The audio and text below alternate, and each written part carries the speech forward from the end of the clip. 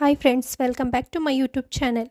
ಇವತ್ತಿನ ವಿಡಿಯೋದಲ್ಲಿ ಗರ್ಭಿಣಿಯರು ಯಾವ ಎರಡು ಹಣ್ಣನ್ನು ಸ್ಟ್ರಿಕ್ಟಾಗಿ ಅವಾಯ್ಡ್ ಮಾಡಬೇಕು ಅಂತ ಹೇಳ್ತಾ ಇದ್ದೀನಿ. ಪಪಾಯ ಮತ್ತು ಪೈನಾಪಲ್ ಈ ಎರಡು ಹಣ್ಣು ತುಂಬ ಹೀಟನ್ನು ಪ್ರೊಡ್ಯೂಸ್ ಮಾಡುತ್ತೆ. ಪಪಾಯ ಹಣ್ಣಲ್ಲಿ ಲೆಟಿಕ್ಸ್ ಅನ್ನುವಂಥ ಅಂಶ ಇದೆ, ಪೈನಾಪಲಲ್ಲಿ ಬ್ರೊಮೆಲಿನ್ ಅನ್ನುವಂಥ ಅಂಶ ಇದೆ. ಆದ್ದರಿಂದ ಇದು ಅತಿ ಹೆಚ್ಚು ಹೀಟನ್ನು ಪ್ರೊಡ್ಯೂಸ್ ಮಾಡುತ್ತೆ.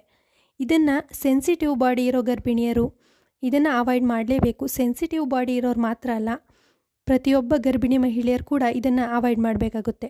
ಇದನ್ನು ಅರ್ಲಿ ಸ್ಟೇಜಲ್ಲಿ ಏನಾದರೂ ತಗೊಂಡ್ರಿ ಅಂದರೆ ಮಿಸ್ಕರೇಜ್ ಆಗೋ ಚಾನ್ಸಸ್ ತುಂಬ ಇದೆ. ನೀವು ಕೇಳಿರ್ಬೋದು, ನಾರ್ಮಲಾಗಿ ಪೀರಿಯಡ್ ಆಗದೆ ಇರೋ ಮಹಿಳೆಯರು ಪಪಾಯನ ಯೂಸ್ ಮಾಡಿದ್ರೆ ಪೀರಿಯಡ್ ಆಗ್ತೀವಿ ಅಂತ ಹೇಳ್ತಾರೆ. ಆದ್ದರಿಂದ ನಾವು ತಿಳ್ಕೊಬೋದು ಇದರಲ್ಲಿ ಎಷ್ಟು ಹೀಟ್ ಅಂಶ ಇದೆ ಅಂತ. ಹಾಗೆ ಪೈನಾಪಲ್ ಹಣ್ಣು ಕೂಡ ಅಷ್ಟೇ, ತುಂಬ ಹೀಟನ್ನು ಪ್ರೊಡ್ಯೂಸ್ ಮಾಡುತ್ತೆ. ಇದನ್ನು 1-2 ಪೀಸ್ ತಿಂದಾಗ ಓಕೆ, ತುಂಬ ಜಾಸ್ತಿ ತಿಂದಾಗ ಬಾಯಿ ಹತ್ರ ಎಲ್ಲ ನವೆ ಬರೋದು, ಉರಿ ಬರೋದಾಗುತ್ತೆ. ಇದರಿಂದ ಗೊತ್ತಾಗುತ್ತೆ ಅದರಲ್ಲಿ ಹೀಟ್ ಎಷ್ಟಿದೆ ಅಂತ. ಆದ್ದರಿಂದ ಪ್ರೆಗ್ನೆನ್ಸಿ ಟೈಮಲ್ಲಿ ಪಪಾಯ ಮತ್ತು ಪೈನಾಪಲ್ ಹಣ್ಣನ್ನು ಅವಾಯ್ಡ್ ಮಾಡೋದು ತುಂಬ ಒಳ್ಳೆಯದು.